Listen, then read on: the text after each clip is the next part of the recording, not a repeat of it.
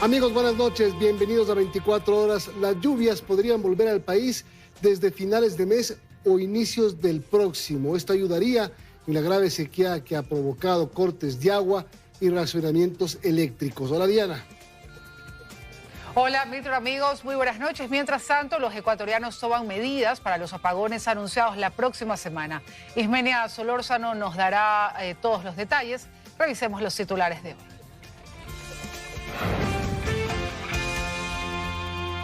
El INAMI pronostica inicio de lluvias a finales de septiembre o inicios de octubre.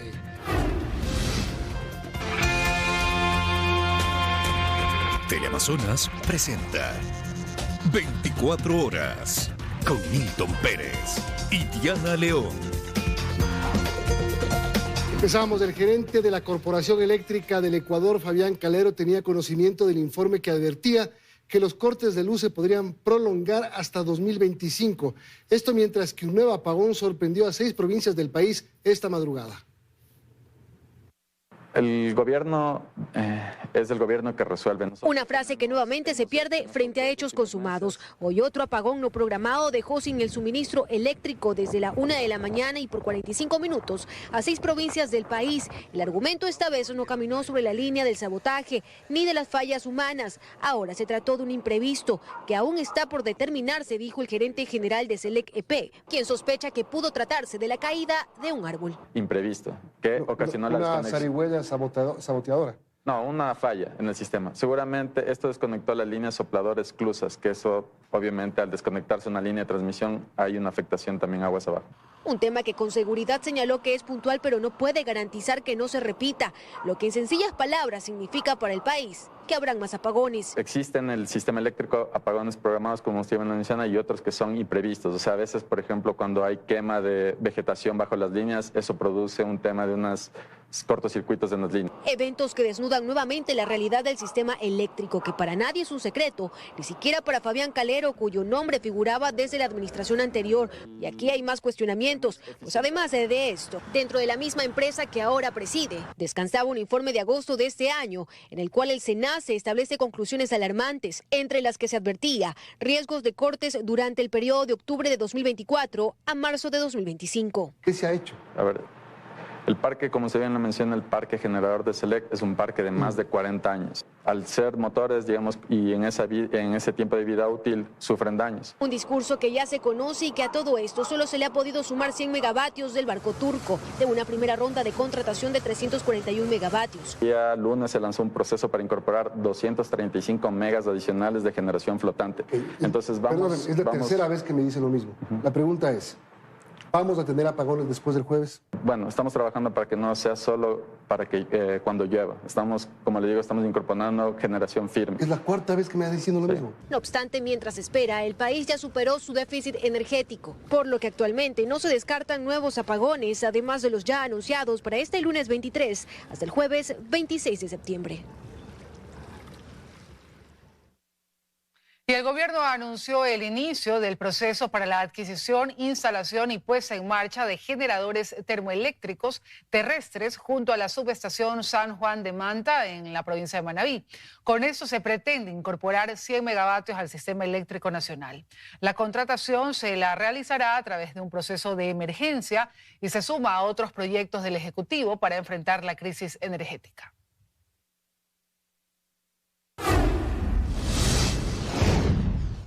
A días de los 4 apagones que nuevamente enfrentará el país, la semana que viene se incrementa la venta de luminarias recargables. Además, instituciones públicas siguen con el apagado de luces tras la disposición del gobierno. Vámonos con Ismenia Solórzano, que está en el norte de Quito, para darnos detalles. Ismenia, buenas noches. Así es como están, muy buenas noches. Según lo establecido por las autoridades de gobierno, se mantienen los horarios programados de los cortes de energía para la próxima semana. Los mismos que se llevarán a cabo desde el lunes 23 hasta el jueves 26 de septiembre, es decir, desde las 10 de la noche hasta las 6 de la mañana. En ese sentido, nosotros continuamos realizando este recorrido nocturno para verificar si en las instituciones públicas se cumple con el apagado de luces. Ahora mismo podemos ver en imágenes como en la plataforma gubernamental gubernamental, esto al norte de la capital, se cumple con el 100%. No obstante, en el Complejo Judicial Norte, así como también en la Corte Nacional de Justicia, esto no se cumple en su totalidad, pues a esta hora de la noche, pese a haber culminado la jornada laboral, pasillos que conectan directamente con gradas continúan con la luminaria encendida. Adicional a ello, comentarles que previo a este gran apagón nacional, a estos 4 días de apagones que se vivirá en el país, justamente se ha incrementado la venta de focos recargables. Eso mientras que los comerciantes alistan todas las medidas para estos cortes de energía. Lucía Clavijo se lo cuenta en el siguiente reportaje. A partir del lunes 23 y hasta el jueves 27 de septiembre, Ecuador vivirá nuevamente noches de apagones que empezarán a las 22 horas y terminarán a las 6 de la mañana. Por ello, los ciudadanos ya se preparan. La venta de focos recargables, por ejemplo, aumentó. En este local comercial del sur de Quito, normalmente se vendían entre 2 y 3 diarios. El último miércoles se disparó. Nosotros vendimos casi cerca de 100 focos. Ahorita tenemos un stock, ya casi la mitad nos queda, se siguen vendiendo diariamente, pero la próxima semana va a venir más.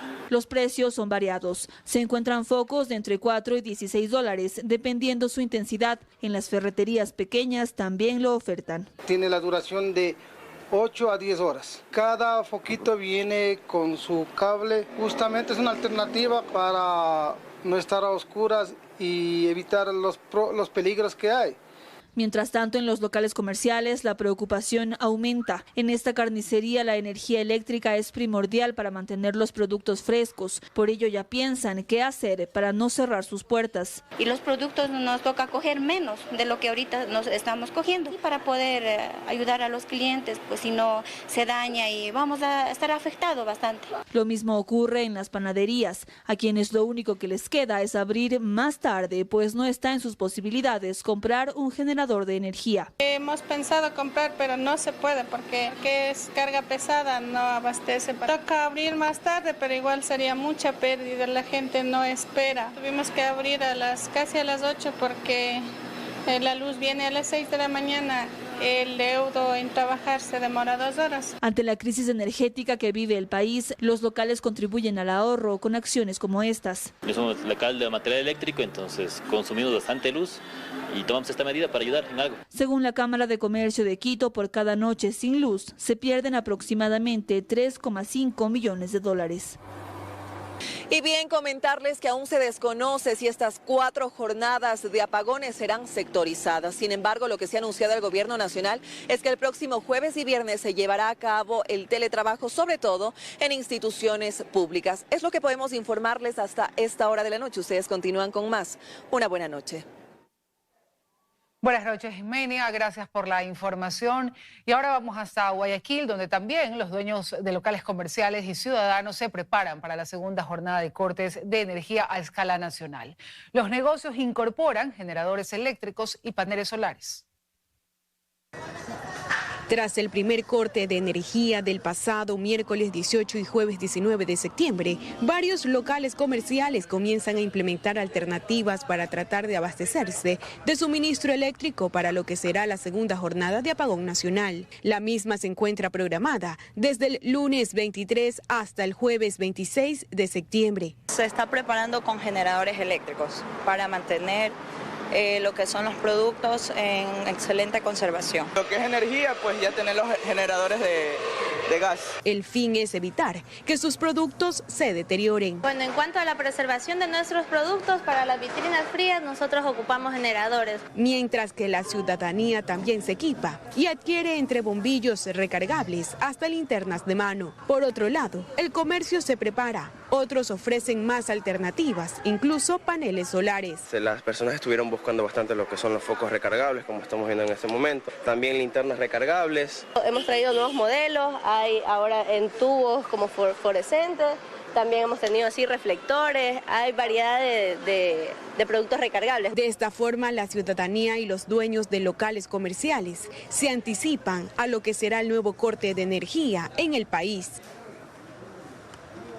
El INAMI anuncia que a finales de septiembre podrían empezar a volver las lluvias. Esto aliviaría la emergencia por la sequía y el estado de alerta en 15 provincias decretado por el COE nacional, que está en sesión permanente ante la crisis.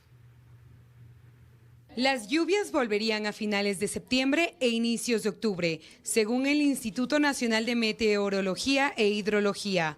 Esto podría evitar que la alerta roja decretada en 15 provincias del país por el Comité de Operaciones de Emergencia se extienda. Si las lluvias, por más que sean leves durante el mes de octubre, son de forma continua, esa cantidad de agua sí permitiría recargar otra vez las fuentes de agua que abastecen de agua potable. Esa reactivación de caudales no es inmediata, sin embargo son buenas noticias. Hemos dispuesto para que el Ministerio del Ambiente, Agua y Transición Ecológica, a través del INAMI, lidere la unificación de la información climática en el Ecuador. El INAMI cuenta con apenas 134 estaciones para supervisar las condiciones meteorológicas. Estamos en el trabajo de integración de la red de otras estaciones que pertenecen a otras instituciones.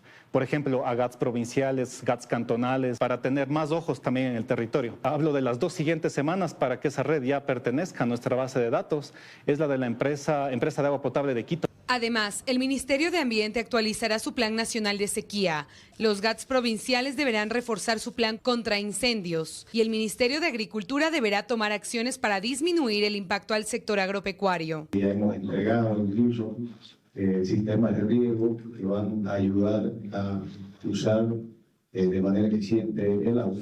El COE Nacional sesionará permanentemente y estará encabezado por Inés Manzano, ministra de Ambiente, quien fue designada por el presidente Daniel Noboa para que presida el comité.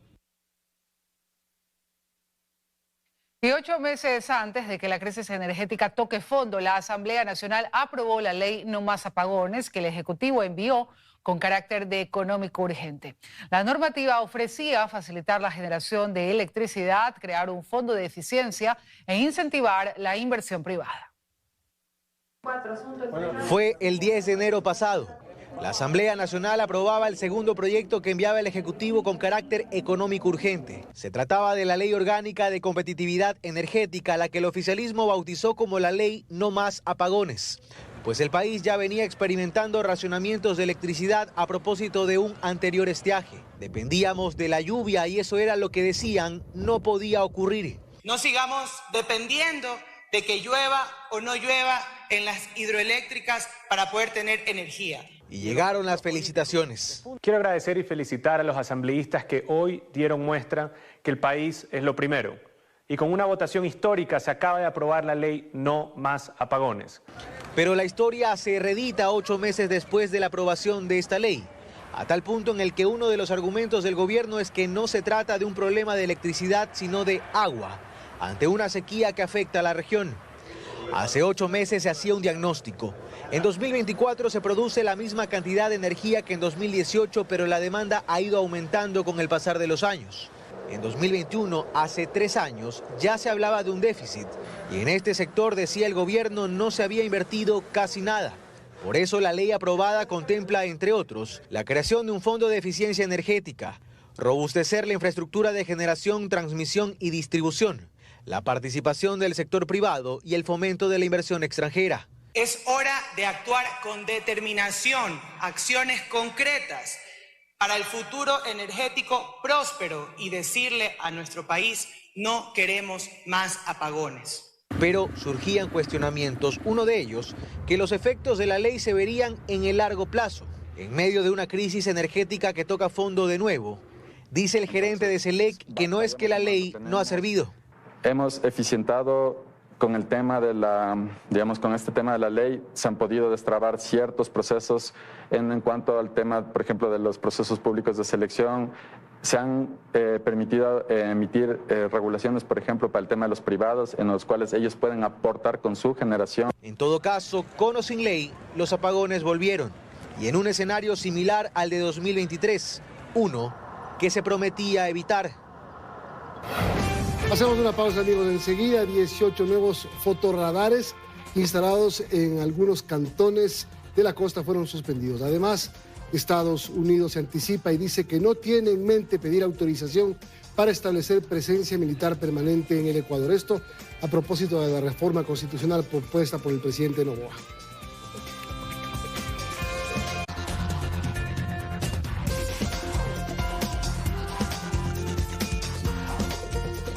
18 nuevos fotorradares instalados en el empalme Naranjal y Yaguachi fueron notificados por la CTE.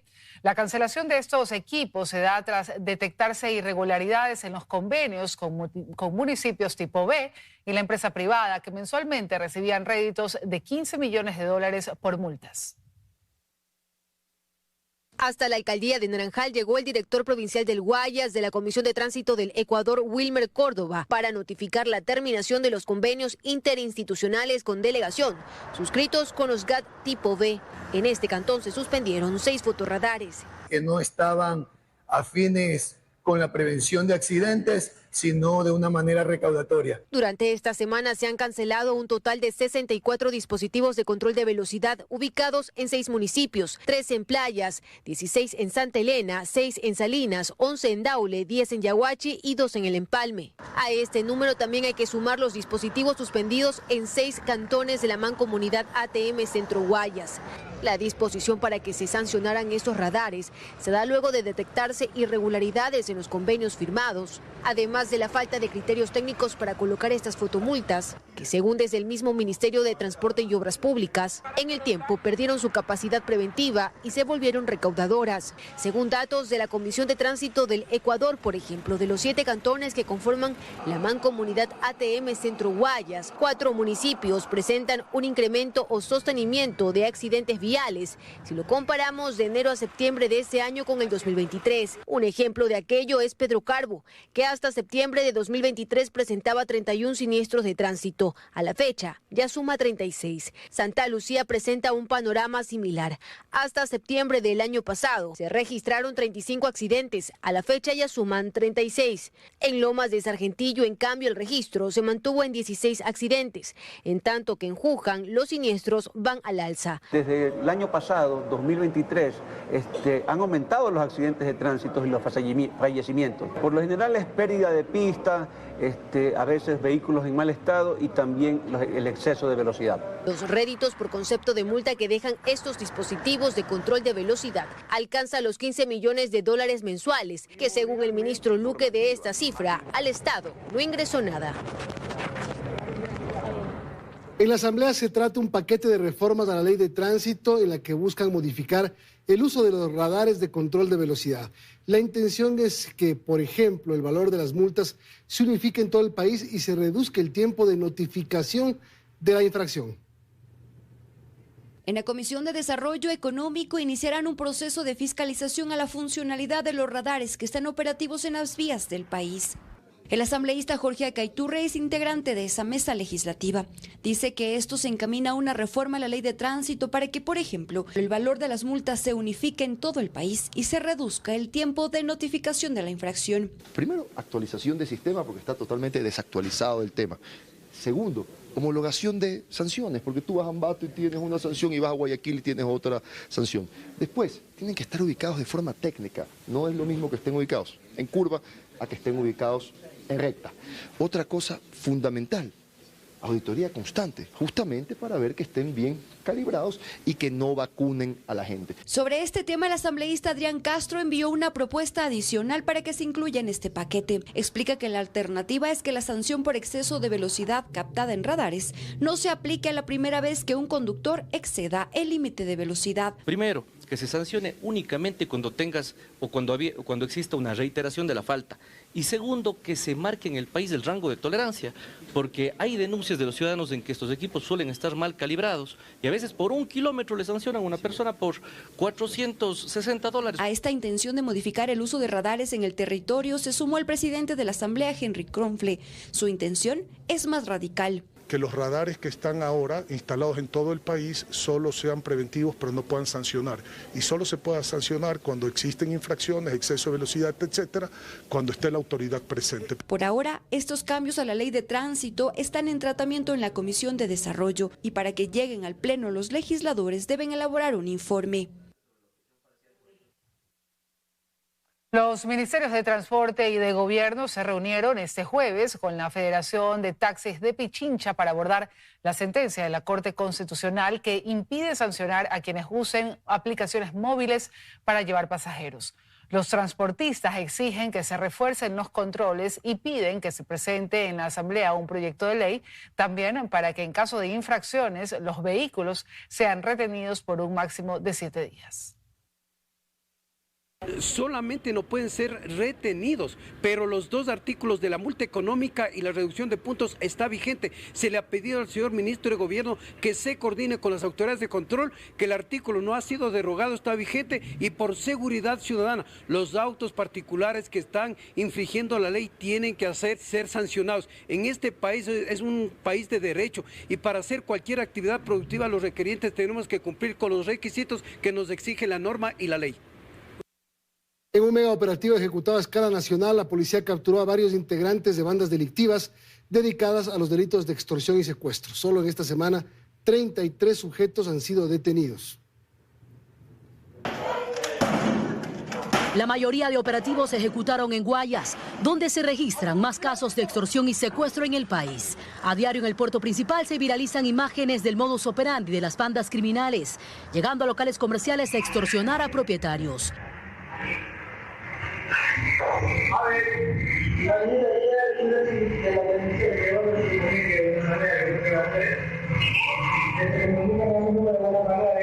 Existen algunas líneas investigativas que la Policía Nacional está cotejando y llevando a cabo para tratar de desarticular a estas organizaciones, especialmente alineadas con grupos delincuenciales armados. Solo esta semana a nivel nacional, de los 33 capturados en la mega acción policial ejecutada a través de la Fuerza Investigativa contra la Extorsión FICE, una docena de sujetos fueron detenidos en Guayaquil. Los 33 detenidos, las 26 personas han sido detenidas en flagrancia, ¿sí? Y las 3 personas mediante unas indagaciones. En los últimos días en la urbe porteña, varios miembros de estructuras delictivas incluso han sido atrapados en persecución, como el caso de 3 sujetos detenidos en el sector de Colinas de la Alborada.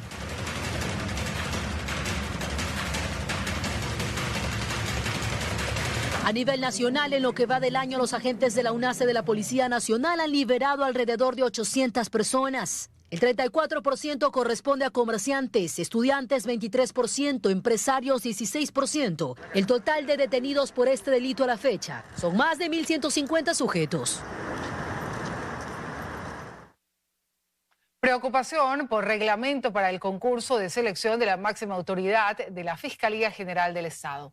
Diana Salazar dejaría sus funciones en 2025 y por ello el Consejo de Participación Ciudadana apura un concurso que desde su reglamento genera inquietud y cuestionamientos. 16 abogados integrantes del grupo denominado Juristas por la Democracia rechazan los términos del reglamento aprobado para designar la máxima autoridad de la Fiscalía General del Estado en 2025. Los juristas firmantes de este reclamo al Consejo de Participación Ciudadana y Control Social aseguran que tal como están las reglas, el concurso no aportaría a designar un fiscal general del Estado con un perfil de elevados méritos académicos y profesionales.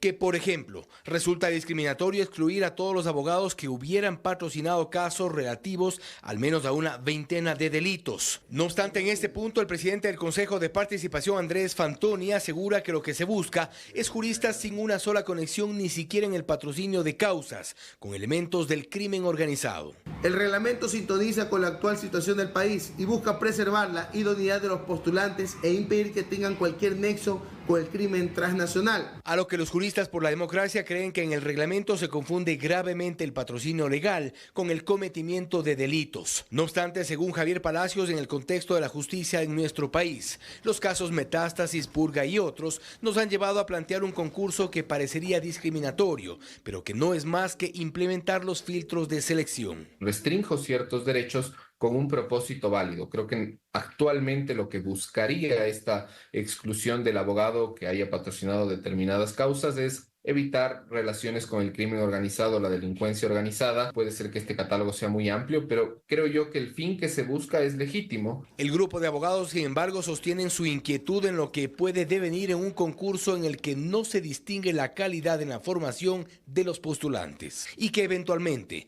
abre las puertas a que personas que carecen de probidad notoria lleguen al cargo. Creen ellos que la selección del o la mejor fiscal debe estar a cargo de profesionales prestigiosos que no estén vinculados al poder público, pues lo contrario da cabida a conflictos de interés, aunque en esto Fantoni tiene otra lectura.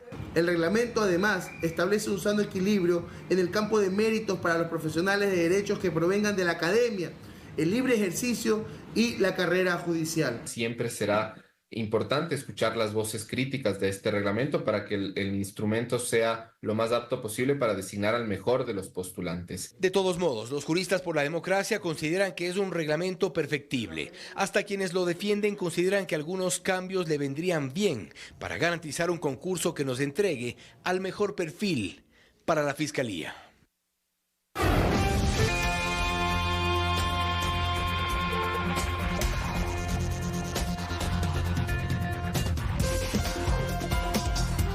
Seguimos. El presidente Daniel Noboa envió a la Corte Constitucional una reforma parcial a la Constitución. Esta vez plantea retirarle al Estado la responsabilidad de financiar a organizaciones políticas y la difusión de su propaganda electoral.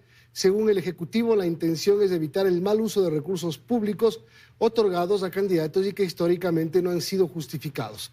Esta reforma no afectaría a las elecciones 2025. La Embajada de Estados Unidos en Ecuador aseguró que su gobierno no tiene previsto solicitar autorización para establecer una base militar permanente en el país. Esa aclaración la realizan después de que el presidente Noboa propusiera reformar la Constitución para que puedan volver a operar las bases militares extranjeras en el país. Este miércoles llegó a la capital la comandante de la Guardia Costera de los Estados Unidos, la almirante Linda Lee Fagan, quien reafirmó el compromiso de apoyar al país en las tareas en contra de las amenazas transnacionales que se producen en el mar, como el narcotráfico.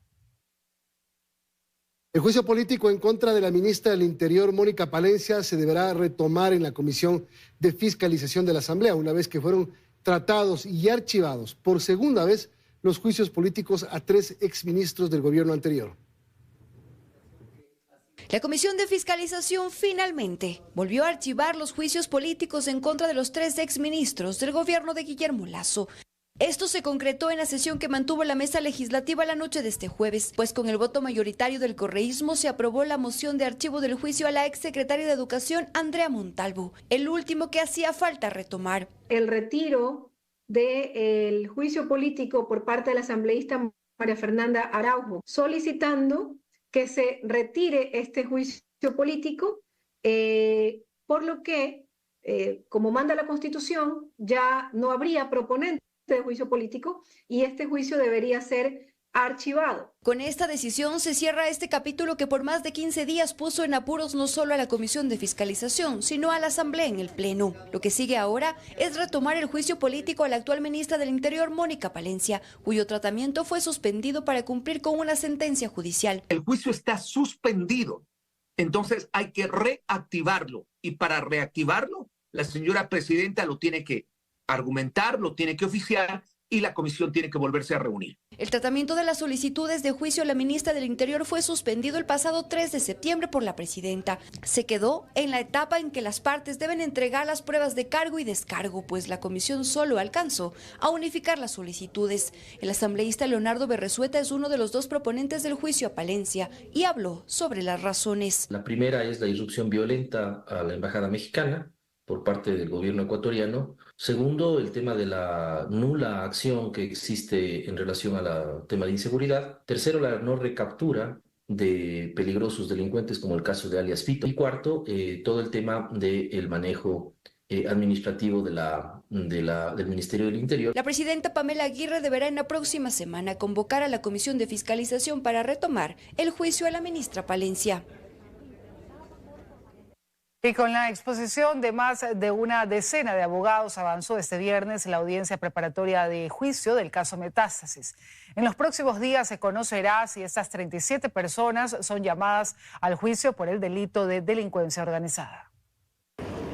1 hora y media es lo que se tarda aproximadamente cada una de las defensas del conocido caso Metástasis en responder las acusaciones de fiscalía. Este viernes, en su 9º día de audiencia, las intervenciones arrancaron con la defensa del expresidente de la Corte Provincial de Manabí, Carlos Zambrano Navarrete, quien fue señalado como la persona que armaba escenarios idóneos para realizar los sorteos de las causas en las que estaba involucrado el narcotraficante Leandro Norero, para que llegaran a conocimiento de jueces afines. De acuerdo a su abogada Gabriela Moreira, no existe una pericia informática que señale las irregularidades en los procesos y, al igual que todas las defensas que han intervenido, pidió el sobreseimiento. Misma solicitud la realizó el abogado de la fiscal María José Aguirre, exfuncionaria que, de acuerdo a Fiscalía, recibió una cadena valorada en $8.000 para reformularle cargos a Norero. Su argumento se basó en que no hay una fotografía que compruebe que dicha joya se le entregó directamente a ella. Conforme continúan los alegatos, los procesados preparan su defensa. Por ejemplo, Claudia Garzón, excomisionada de Pacificación, intentará determinar que su cercanía con Norero era simplemente para mitigar violencias. Fueron 6 meses trabajando con 36.000 personas privadas de la libertad y, por ende, el hecho de poder unir 7 cabecillas de bandas de crimen organizado. Mientras que para otras defensas también relacionadas con el trabajo de pacificación, la organización delictiva vinculaba a terceras personas para desviar la atención. Leandro Norero y sus compinches tienen un modus operandi de disponer depósitos contra la voluntad, sin autorización, sin conocimiento de beneficiarios, como en el caso de la fiscal Sarabia, que es idéntica situación de lo que le ha ocurrido a Alejandra Delgado. Esta causa, por la cual ya han sido sentenciadas 12 personas, revela cómo a través de varios frentes de acción Leandro Norero buscaba impunidad a su favor, llegando a corromper a la función judicial. La audiencia continuará durante este fin de semana con la intervención de los demás acusados.